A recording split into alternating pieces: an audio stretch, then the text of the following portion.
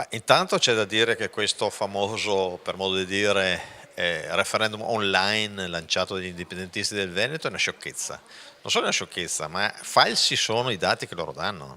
Io conosco centinaia di persone che o non sapevano neanche che esisteva questo referendum o comunque non l'hanno votato. Quindi come facciano ad arrivare le cifre da loro indicate è chiaro che è tutto falsificato.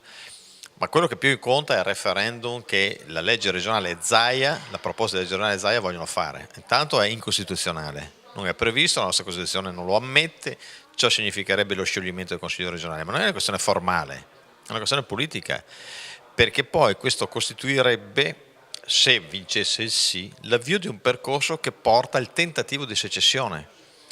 Si pensi che i giuristi, quei pochi che sostengono la validità del referendum e della secessione, portano come esempio il Kosovo, ma vi immaginate il Veneto che fa la fine del Kosovo? Cioè la guerra civile, la distruzione dei nostri territori, della nostra ricchezza. Quindi è una follia, noi non dobbiamo inseguire per qualche voto in più come fa Zaia queste cose qua, noi dobbiamo pensare al futuro nostro e soprattutto quello dei nostri figli, che prevede un Veneto forte e un'Italia risanata.